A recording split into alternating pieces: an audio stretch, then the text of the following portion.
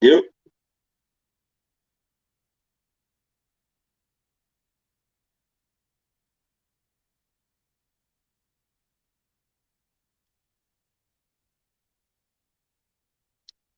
What up? What up? What up? Give me a second, people. Give me a second.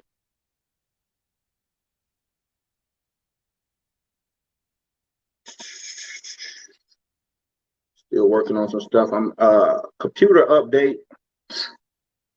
Guy here is having some problems right now, so I'm working off of my cell phone. But we still gonna make this happen, man. We still gonna make this happen. So give me a second. Still gonna make this happen. All right, where am I at?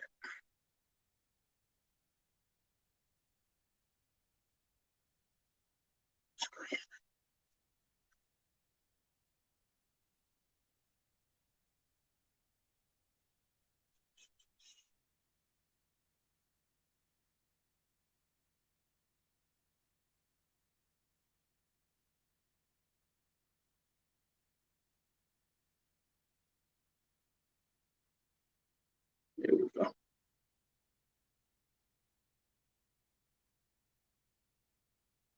Still gonna make it happen, my good people.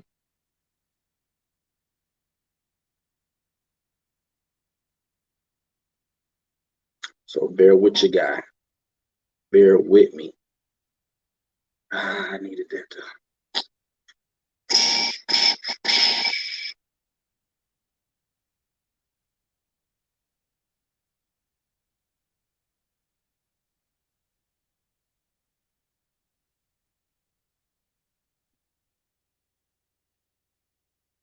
log down.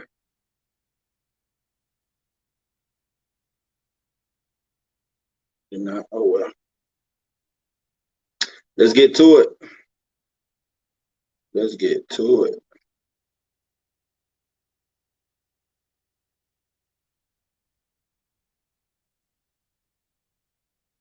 All right. So shit's so aggravating, man. This is aggravating. It don't matter. It don't matter. Let's go.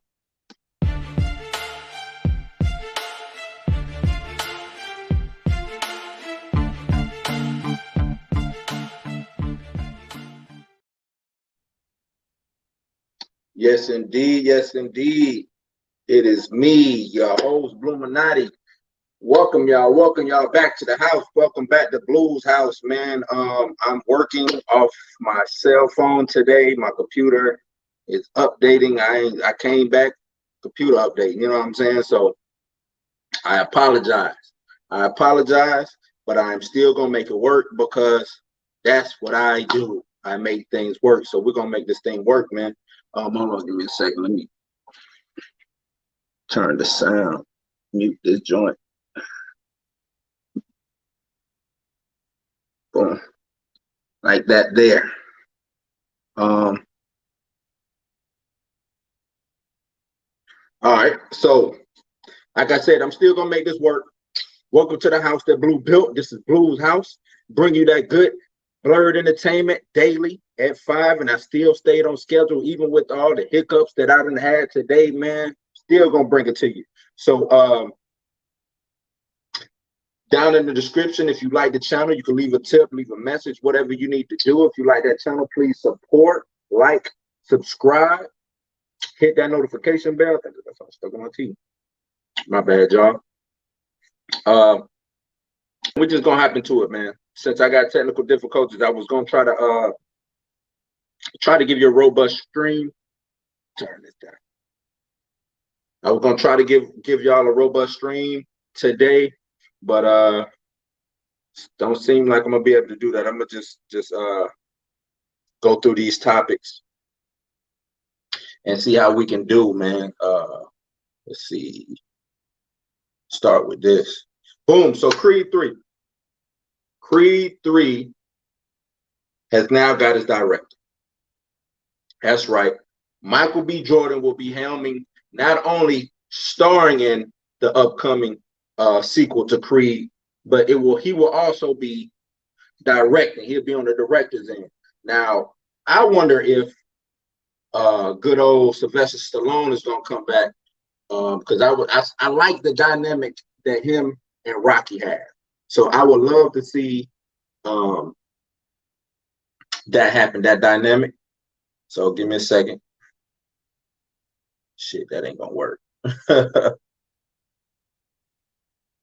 I would like to see that dynamic.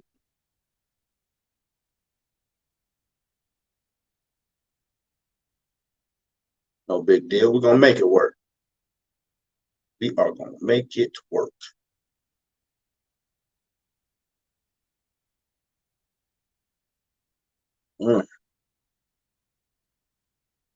Boom.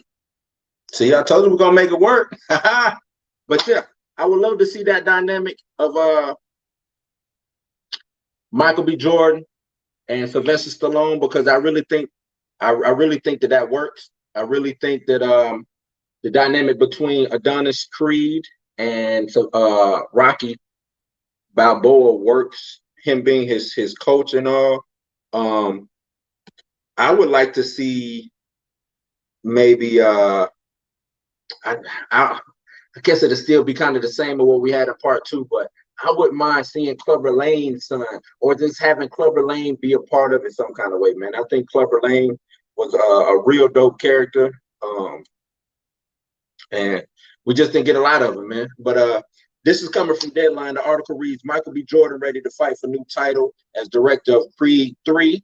MGM dates film for Thanksgiving 2022. So it seems like we'll be getting that film come 2022. Deadline has mentioned it was going to happen numerous times, but Micheal B. Jordan has now committed to a step up to the new title, director. He helmed the third installment of Creed per MGM, which is dated that the film will be coming out Thanksgiving 2022. Jordan's big moment, this is his directorial debut, was spoiled by his on-screen leading Lacey Tessa Thompson as a toss-away in the online interview. So I guess she came out and already said that he was going to be directing anyway. But most knew that this was on the cards for several years, since Irwin Winkler, producer of the original Rocky films and the Creed spinoffs, revealed that Jordan was going to be the director of the third film. The script is by Keenan Coogler and Zach Balin, based on an outline by Ryan Coogler. Aside from Thompson, Felicia Rashad is also back. Not mentioned is whether Sylvester Stallone will answer the bell and bring his Rocky Balboa back. Like I said, I'm hoping he comes back, man. That dynamic was just too good for him to not come back.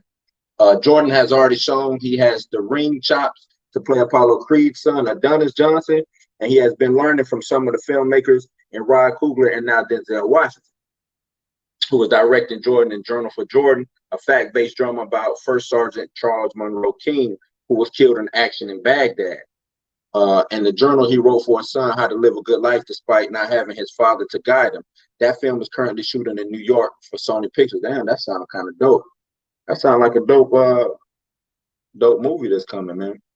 Jordan's rise has been methodical, and the expectation here is that he'll step up to the challenge of this new title in fine fashion. Now, he has, in transitioning from youth roles in the TV series The Wire and Friday Night Lights to adult roles in films, including his cooler collaborations Fruitvale Station, which is A+, one of the dopest movies that came out, Creed, and Black Panther. As you know, Black Panther was a cultural sensation,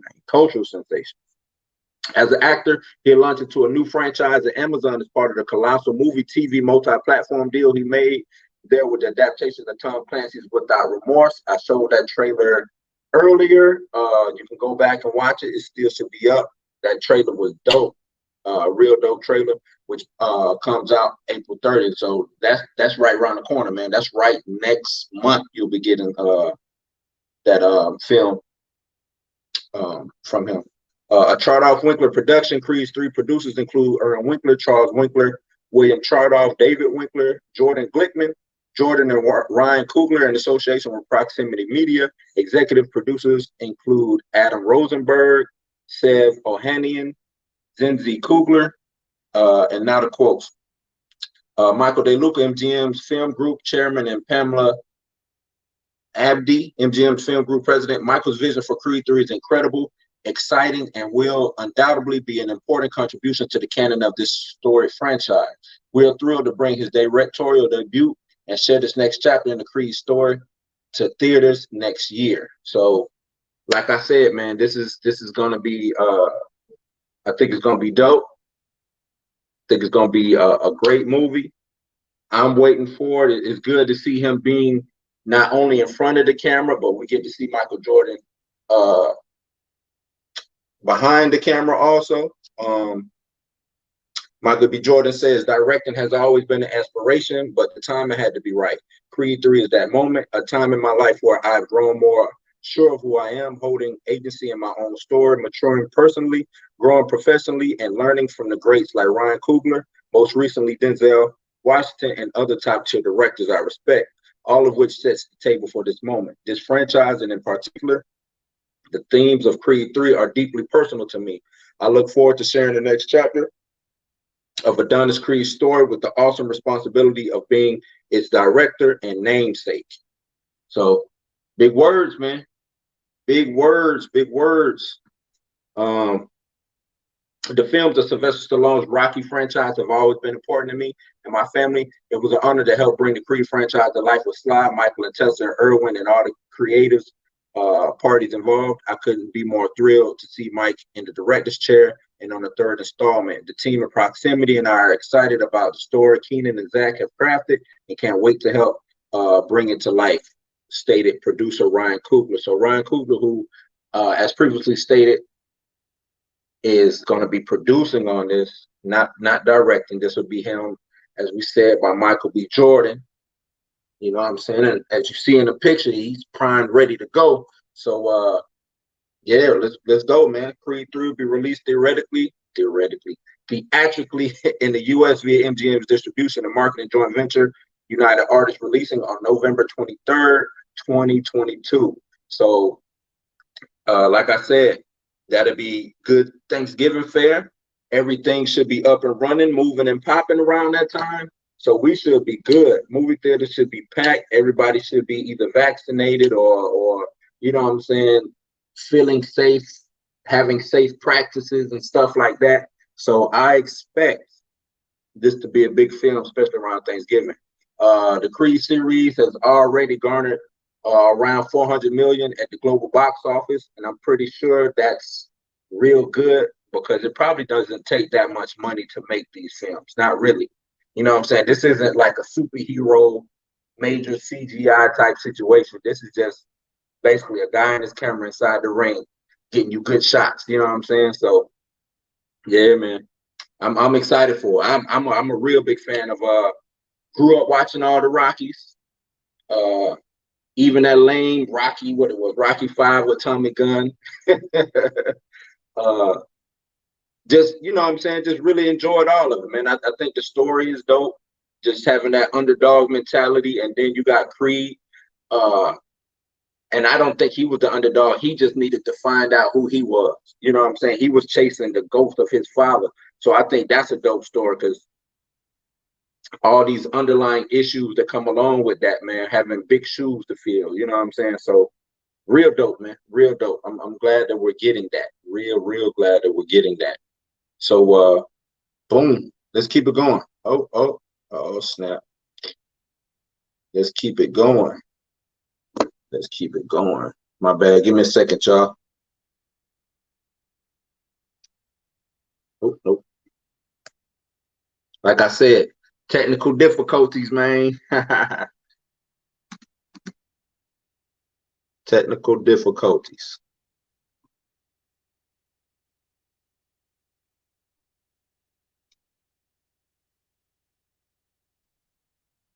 So bear with your guy. Bear with your guy.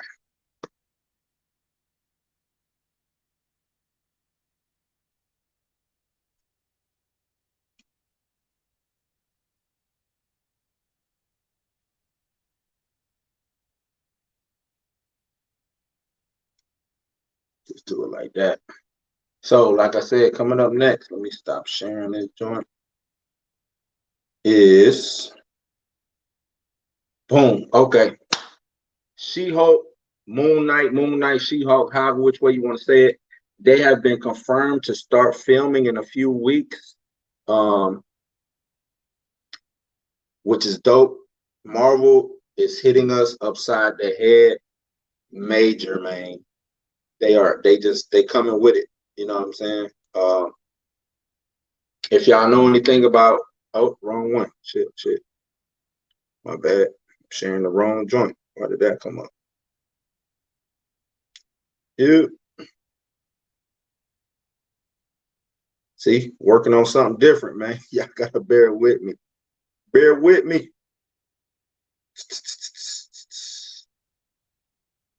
There we go. That's the one I was looking for.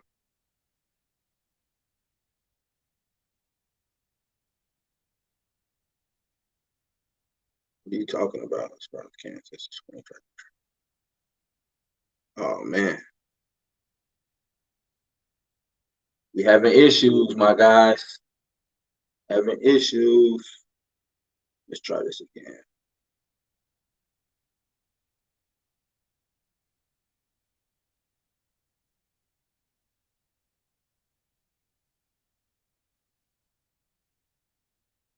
It just disappeared. Where did it go? There it is. What are they talking about? I'm sorry, y'all, man. It's just bear with me. Please bear with me. Try this one more time. Come on.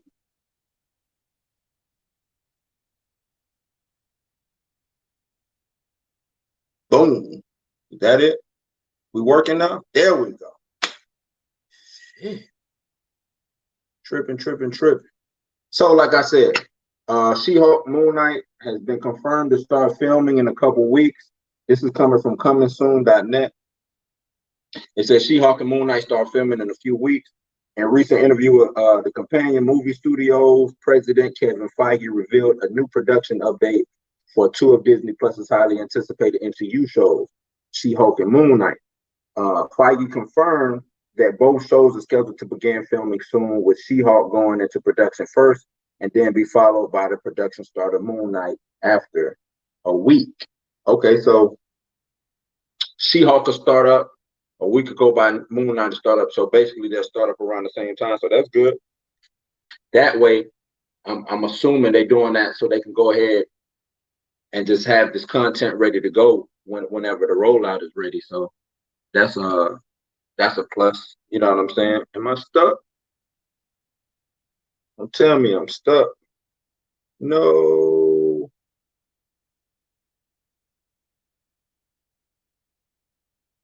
I'm good. Why is it looking like I'm stuck? Either way. But yeah, that's a plus, man. So let me do this. No, I need that. So on March 19th, as you know, the Falcon and Winter Soldier will be debuting, Feige said, on the MCU schedule for Disney Plus shows. June 11th will be the debut date for Loki, and of course, soon after that, we'll have our first animated series, which is What If. If y'all don't know what If is, What If is stories that aren't canon. So you have like these side stories, or maybe like a Wolverine as a girl, or Captain America. What if Scott Summers, who was the Winter Soldier, or something? You know what I'm saying? Just crazy stories that don't necessarily have anything to do with the main canonical storyline of the MCU. We are finishing up Miss Marvel. We are also shooting Hawkeye currently. In a few weeks, we start She-Hulk, and a few or so after that, we'll start Moon Knight, in addition to our features. So there you go. Like I said, they're going to be hitting us over the head with so much content, man. Marvel is not playing. DC, y'all need to look and see what Marvel is doing, man. These Kevin Feige, White Show, whatever you want to, he is not playing. They giving it to you. It's like they took that year off so they can give it to you. You know what I'm saying? They needed that year off. They needed COVID. It's like they needed that shit. So they can bring some, you know what I'm saying? Look, man. They needed it. The working title for the Tatiana Maslany-led MCU series has also been revealed. According to Production Weekly, the She-Hulk project will be using two titles, Clover and Libra, throughout its upcoming filming in Atlanta. So I don't necessarily think those are going to be the titles, but those are the production titles. That's what it's called until they get the official title. I don't know if you've seen the behind the scenes photos of Coming to America as it was filming, and if you've seen the clicker take, the take thing, it says The Quest on it. Now we know that the name of the movie was called Coming to America, but I'm pretty sure for production it was called The Quest. You see what I'm saying? So they do stuff like that. Like I said, it's a working title. She-Hulk and Moon Knight were officially announced by Feige last year. Last 2019, along with Miss Marvel, which is currently in production. This marks the iconic superheroes live action debut, who are also expected to feature in future MCU films. So that's one thing that I also like about this is this is not these MCU Disney Plus stories that we're getting that are not movies. They mean something to the movies, but you can still watch the movies without having to watch these shows. And I think that's real dope. That's dope. So it's led by Emmy and Golden Globe winner Tatiana Maslany, who will take on the titular role as Jennifer Walters, aka She-Hulk. Project is being described as a legal comedy that will consist of 10 half-hour-long episodes. Joining Maslany is MCU star Mark Ruffalo as he returns as Bruce Banner. The Hulk, Tim Roth, has also joined the series, who will be reprising his role as the Abomination from the Edward Norton-led The Incredible Hulk. So this is going to be dope, man. Having all those characters and those type of players, plus these are dope actors, man. Like Tim Roth is I was watching him last week on Harlem. I don't know if y'all ever seen the movie Harlem with Lawrence Fishburne playing Bumpy Johnson. Real dope. He played Lucky Luciano in that. No, he played Dutch Schultz. My bad. He played Dutch Schultz, man. Real talented actor.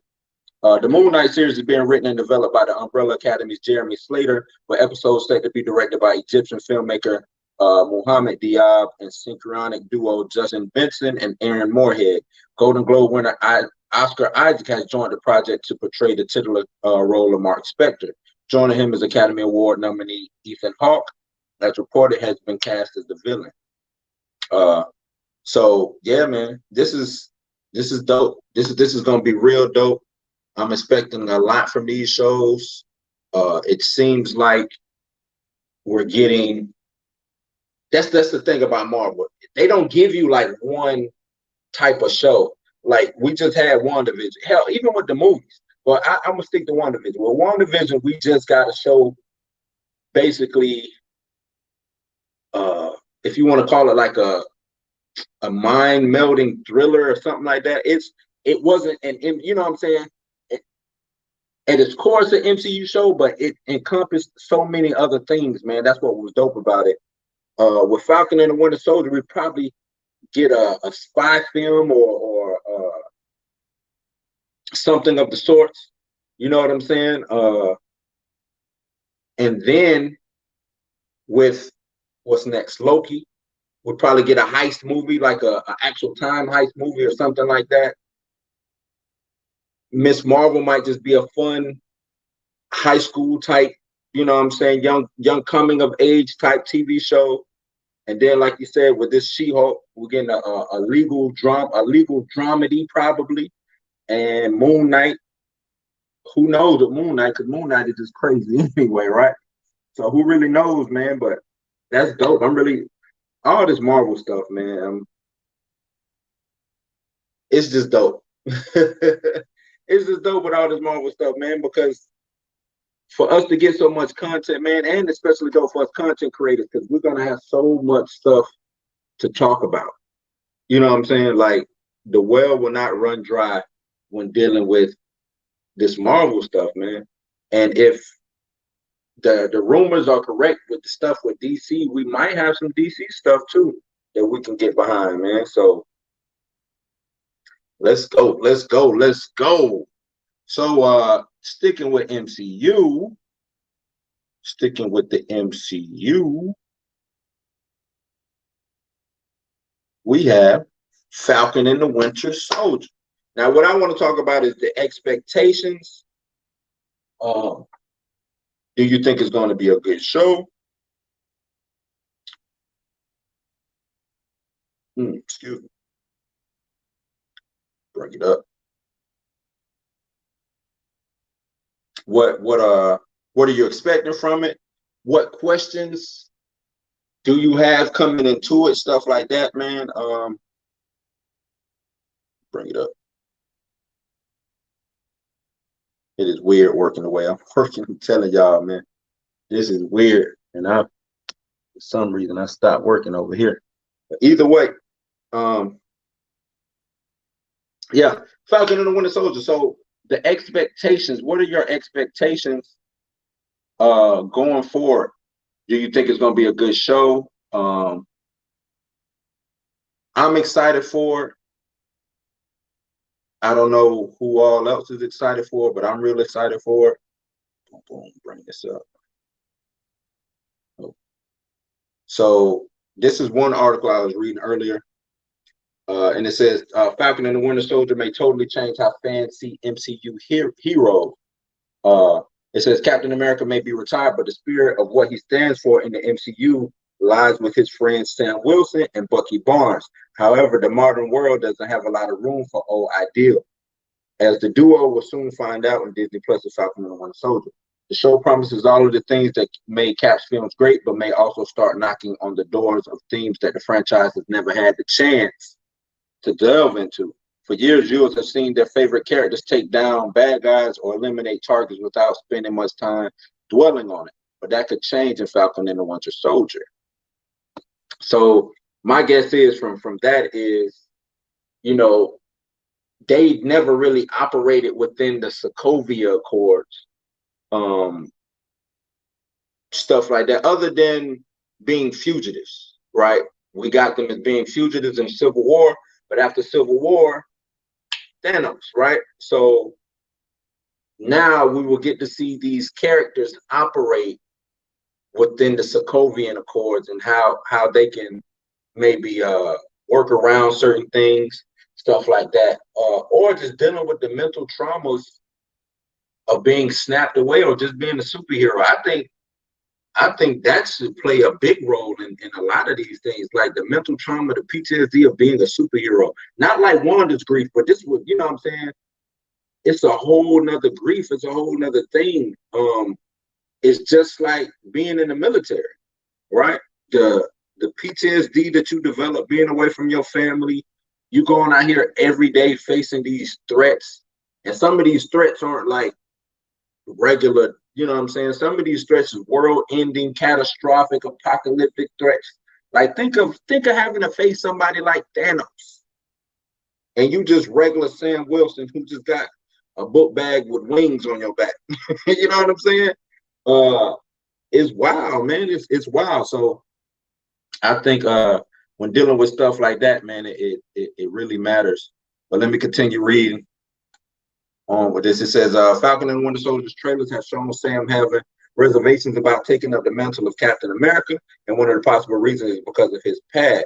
The Falcon has a history of violence, and as is the case for most of the Avengers, but none of them have ever really taken the time to think about the decisions they make. Sam could be dealing with whether or not he is the type of person that should be Captain America. But thankfully, Bucky is there as someone who struggles with feeling like he should be punished for his actions. So it seems like the dynamic that they're going to be playing off of is, am I worthy enough to take up the shield? And that's on Sam's behalf. And then on Bucky's behalf is, I can't take the shield up because I should be being punished for all the atrocities that I committed over the years. So basically PTSD. And that's what I'm saying. Like, being a soldier, you can't do nothing but walk. Once you on that battlefield or you serving or whatever, you got PTSD. You're gonna get it no matter what. No matter what. Let's see. When Steve Rogers retired, he left behind people who could rely on each other, and that's something that's for sure will be explored in the series. However, that familiarity could lead to its own set of problems. The MCU has many dark corners that have yet to be explored. And though Sam and Bucky, viewers might get to see heroes making hard choices they've never had to make before. After his defeat in Captain America Civil War, Zemo is returning to the MCU with a clearer motivation and more comic accurate design. He wants to eliminate all heroes and will do so by turning the public against them. Zemo's plan will also be compounded with the government's attempts to bring in a new Captain America who could prove to be far less stable than his namesake.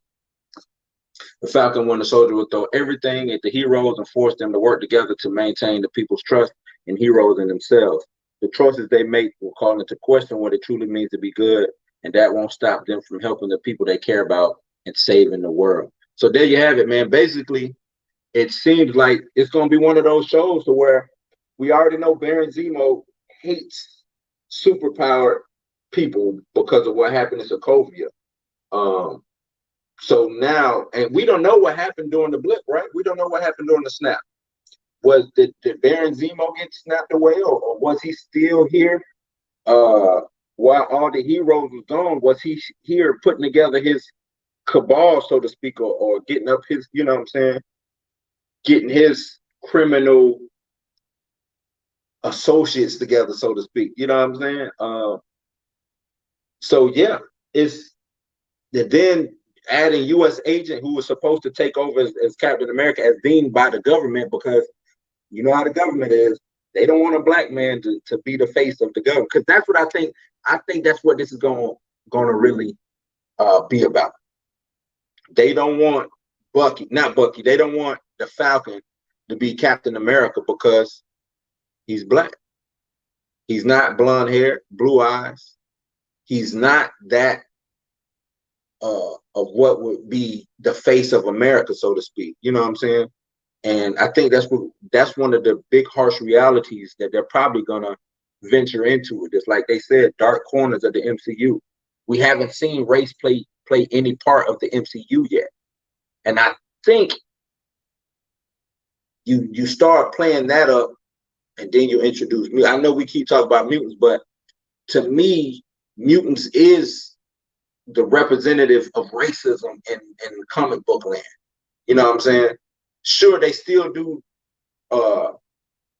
like, you know, they have race relation stories as far as black and white and stuff like that, but it's really played up. That trope is really played up when it's dealing with mutants, because it not only deals with racism when it comes to mutants, or that type of bigotry, but it's other types of bigotry, whether it's gay, lesbian, you know what I'm saying, trans, all different type of these groups that's being persecuted or hated upon is represented by the mutants.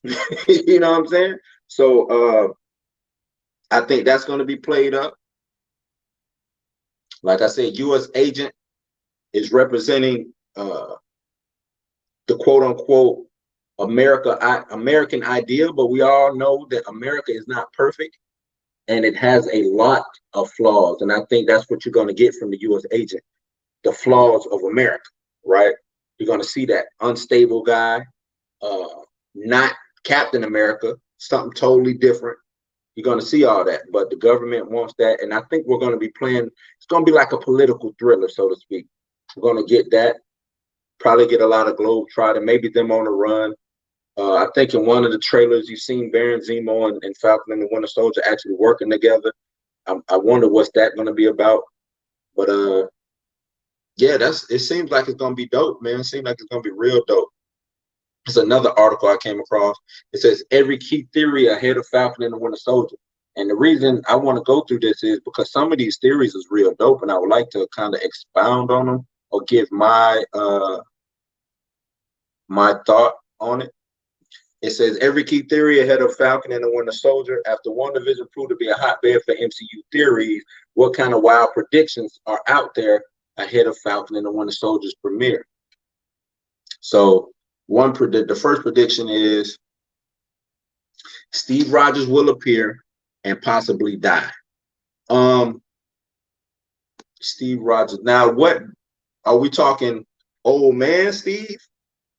Because yeah, he should be here. I mean, he's old man Steve, and I know a lot of people think that that's like a multiversal problem. It's not actually a multiversal problem. If Steve Rogers would be what? He would have been in his 20s, maybe late 30s since he started operating again after being found in the ice. So then add another, what it is, from World War II, or when did he go back? He went back and got with Peggy Carter. I don't know what exact year that was. Let's say with the 50s. And then you add another 50 on top of that. That will leave him at 80. So yeah, he can still, plus we don't know how long that super soldier serum keeps him alive anyway. What kind of longevity gives him anyway. But it says, without a doubt, the biggest theory surrounding Falcon and the Winter Soldier is potential for the appearance of Chris Evans reprising his iconic role as Steve Rogers. We all know that he went back with Peggy Carter, then catching up with his buddies as old man and passing on the shield. But that aged version of Steve Rogers is likely still alive. When the Falcon and the Winter Soldier begins, the series effectively acts as Captain America legacy piece. Incorporate elements from Evans' 3 solo movies. It's certainly easy to see why fans might anticipate that. Yeah, that's that theory I can see happening. I can see that theory happening. Y'all let me know, do y'all agree with that theory? Because I really can see that theory happening. It makes all the sense in the world, especially when you have them giving the shield over to John Walker, who is aka the U.S. agent. You could probably have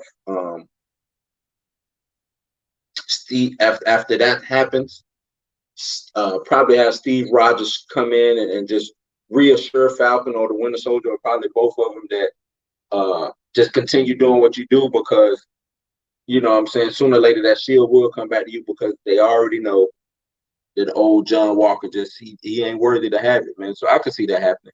I could see that happening. What's another we got? Sam and Bucky both become Captain America. Now, in the comics, Bucky actually becomes Captain America before Sam gets it, because what happens is after Civil War in the comics, Captain America is shot and he dies. Bucky takes over and he becomes Captain America, actually gets a dope Captain America suit and everything, gets the shield, you know what I'm saying, becomes Captain America. So I can see that happening. And then, as you know, also in the comics, Falcon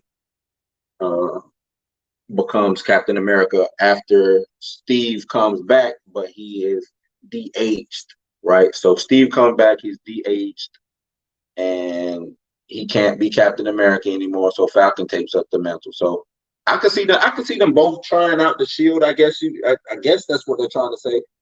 They both try out the shield.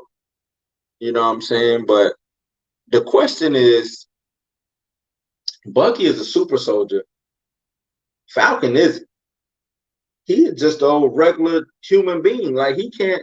I want to see him, how he's gonna be able to throw that shield maybe, you know what I'm saying, catch it, do all the type of stuff like that. So that's what's going to be. I want to see how they explain that. That's my thing. How do they explain him doing Captain America stuff? Because at least in the comics, we know that he's well, he was once a mutant, right? I think they retconned that, and I think he was also experimented on. Let me bring up, because I want to know what his skill set is.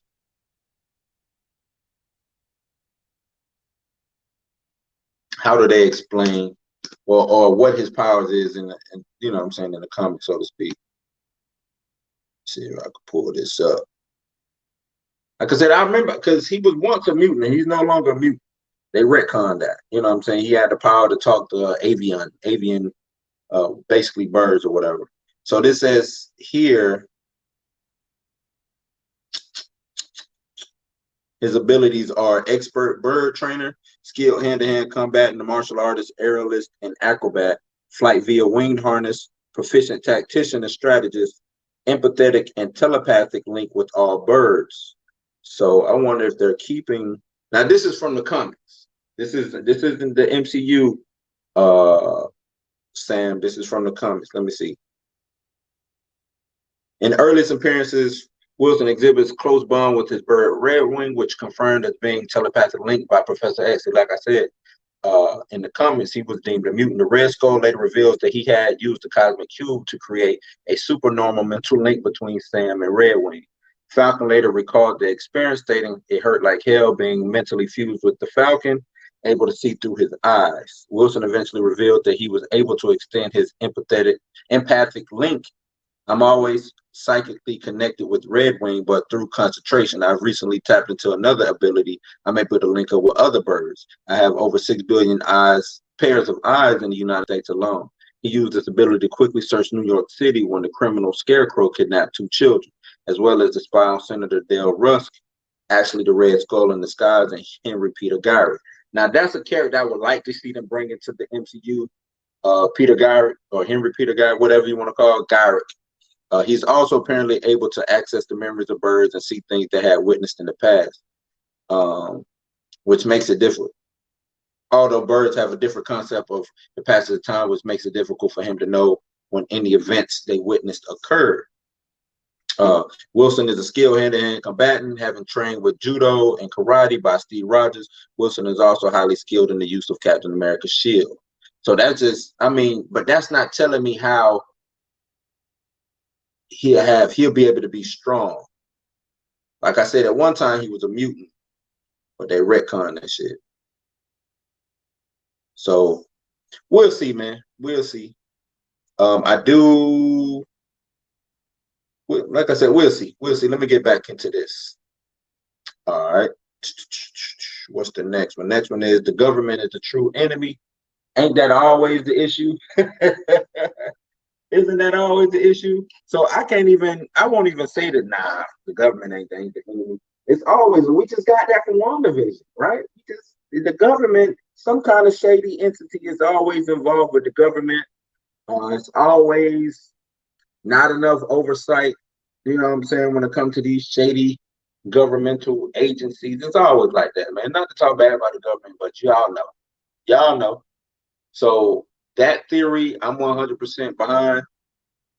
It says the Falcon and Winter Soldier brings 3 main antagonists to the table: Zemo, John Walker, and Aaron Kellyman as the leader of Flag Smasher terrorist cell. Oh, I forgot about the Flag Smasher. Now, see, in the comics, it wasn't a group of terrorists called Flag Smashers. It was just one guy called the Flag Smasher. So that's a lot of baddies for a miniseries, but all 3 could potentially be connected. The Flag Smashers are stirring up trouble as an anarchic anti-establishment force when Sam and Bucky are sent to squash them, while trailer footage has revealed Zemo's goal is to bring an end to superheroes. The Baron could be organizing the Flag Smashers as part of a larger scheme. So I ain't gonna read this whole thing. It's a lot to read. Basically, the government. What y'all think? Do y'all think the government is probably gonna end up being shady? I'm pretty sure they're gonna end up being shady. That's just how I'm looking at it. So Next theory, Falcon and the Winter Soldier sets up the X-Men.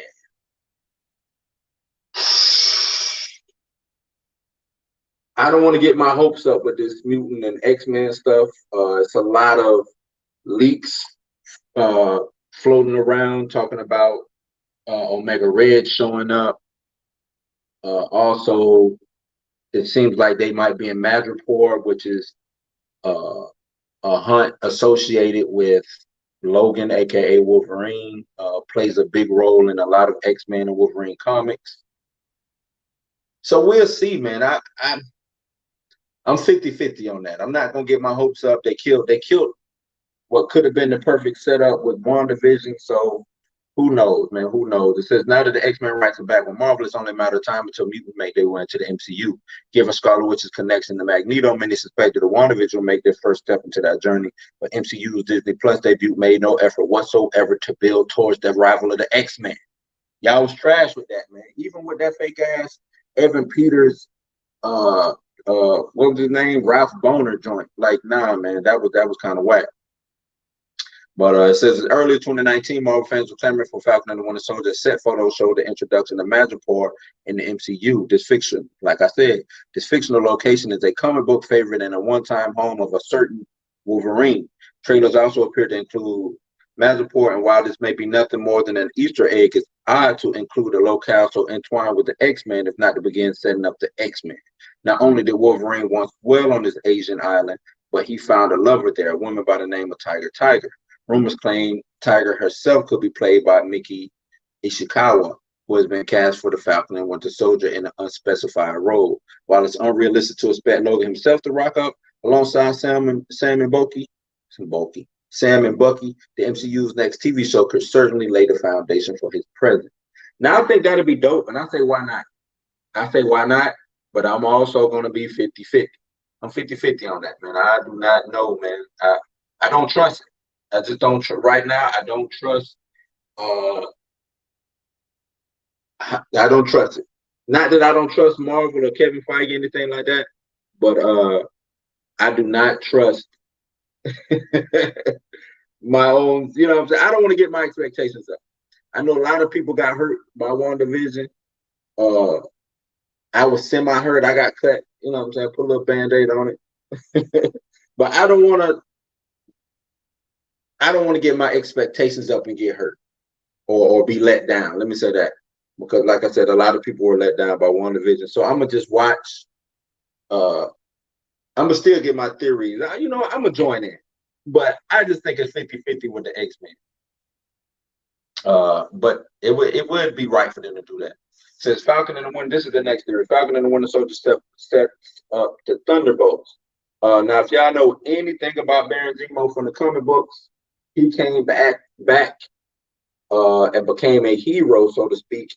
He went by the name Citizen V at the time, and he basically got a whole bunch of reformed superheroes and started a team called the Thunderbolts. Now, I can actually see that happening because you already have Baron Zemo involved. Maybe you can get Thunderbolt Ross involved. You know what I'm saying? Just some criminal elements involved. Like I said, what has he been doing in these 5 years since the snap occurred, right? What has Zemo been doing? Maybe he's been finding like-minded criminals who don't want nothing to do with superpower people, or maybe he wanted to get his own superpower group on his own. Now, the only thing that kind of throws that theory out is he had the opportunity to do that with the Winter Soldiers when he went and killed them all in Civil War. Remember, he got the Red Book, found out the location. He went up there, and instead of letting them, you know what I'm saying, letting them loose, he killed all those Winter Soldiers, all those super soldiers from that Winter Soldier program. He killed all of them. So who knows, man? Who knows? Like I said, it could happen. But it says, as the Thunderbolts were established by Zemo as part of an elaborate evil conspiracy, Zemo gathers fellow criminals to his side and forms a team known as the Thunderbolts to act as heroes when the Avengers are presumed dead. Although Zemo intended the operation as a means to gain the public's trust, he was betrayed, and the Thunderbolts went on to become a genuine superhero outfit with a revolving door of members that has, at one time or another, included Bucky, Ghost from Ant-Man and the Wasp, Batroc, who was going to be in Falcon and the Winter Soldier, Thunderbolt Ross, and Hawkeye, among others. So we already got those characters in the MCU. Every last character that I just named is in the MCU already. So why not? I think this happens more than the X-Men thing. I think that foundation of the Thunderbolts is laid down more than the X-Men thing. Could be both, but if I would lean more towards this Thunderbolts thing. See, even they said, when many of these pieces are already in place, Thunderbolt speculation has been rife for some time among the MCU faithful, and Baron Zemo's return and Falcon and the Winter Soldier can finally pull the Thunderbolts trigger as part of a grand plan to wipe out superheroes. Zemo might form a vigilante team of his own to damage the public's confidence in super. Oh, I ain't even think about it like that. Oh, nah, that's coming. That's coming. That makes all the sense because we know he don't like superpower people. So what better way to make superpower people look bad than to start up a superpowered faux superhero team and have them go out and just mess shit up and get the public perception to turn on superpower. Oh man, that is dope. That is dope. The theory also posed that other founding Thunderbolt members, Moonstone and Joe, have been quietly cast, with the pink-haired actress spotted on set, hinting at Moonstone and Miki Ishikawa potentially in line for Joe, if not Tiger. So yeah, man, I can see that. I can really see that. That'll be dope. Like I said, I don't see why that couldn't happen over the X-Men. I really see that happening over them. This other one is Isaiah Bradley will debut. If y'all don't know who Isaiah Bradley is, he was the original Captain America. Black guy, you know what I'm saying, being experimented on because we already know that the government is the bad guy, right? That's what they do. They do bad stuff. So in Sam Wilson and John Walker, the Falcon and Winter Soldier will feature at least 2 iterations of Captain America. But with Bucky on the scene and Steve Rogers possibly making an appearance, there could be even more. Another more unexpected version of Captain America make his MCU bow in Isaiah Bradley. In the Marvel comic books, Bradley is another test subject from the Super Soldier program during World War II, injected shortly after Steve Rogers proved a rousing success. He breaks free from captivity, steals a Captain America costume, and spontaneously becomes a hero in his own right. Although Bradley doesn't achieve the worldwide renown of Rogers, he becomes a mythical figure within the underground, despite suffering from long-term serum side effects in his later years. Speculation suggests Isaiah Bradley was portrayed by Carl Lumbly in Falcon and the Winter Soldier, another actor confirmed in a secret role. Given Sam Wilson's reservations about the murky legacy of Captain America's shield, it makes sense that he'll investigate other potential victims of the project, and this could lead Falcon directly to Isaiah. As an African-American, Isaiah Bradley's presence also complements the social commentary created by the fight to become Steve Rogers' successor. So that will also be playing on the social commentary that's going on in the background of this series. Like we said, the government wants the white, blonde hair, blue eye. This is who represents America, not Sam. You know what I'm saying? That's normally how it goes. The face of this shield is a white guy. It's not a black guy. So this might be a real heavy show, man. This might be a real heavy show. This could be a real heavy show. That's all I'm gonna say. Another one is Falcon and the Winter Soldier's villains are from Iron Man 3. They say Falcon and the Winter Soldier has plenty of villains already, but just like WandaVision, the true enemy could be hiding in the shadows. They might not announce their arrival through the medium of song, but Iron Man's aim could be the underlying antagonist force at the heart of Sam and Bucky's next adventure. AIM, or Advanced Idea Mechanics, was the product of Aldrich Killian as a means of taking revenge upon Tony Stark. Based on their uniforms, someone suggested that the paragliding soldiers battling Falcon in midair could be agents of AIM.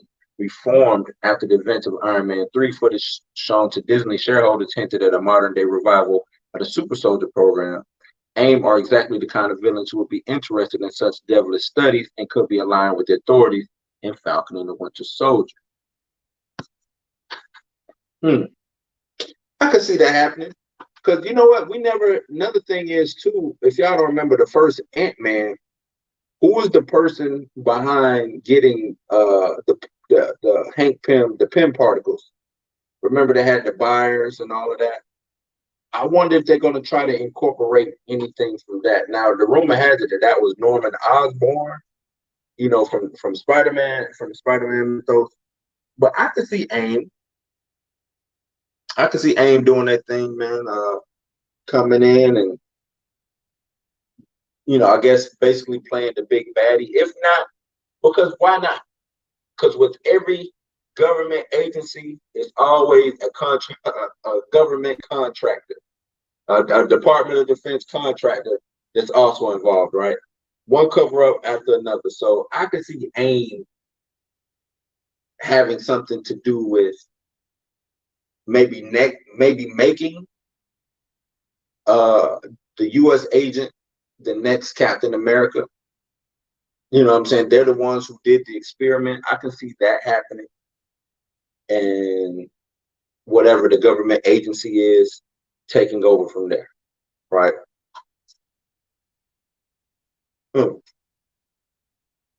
Now, man, these are some pretty good theories. These are some real pretty good theories. It's making me more excited for Falcon and the Winter Soldier than I thought. Now, man, can't wait for next week. It's next Friday. Yeah, Falcon and the Winter Soldier. It's gonna be dope. What do y'all? Let me know what y'all think. Do y'all have any theories? What's your expectations for the show? You think it's gonna be a good show? Do you think the week-to-week format works for this, like it worked for WandaVision?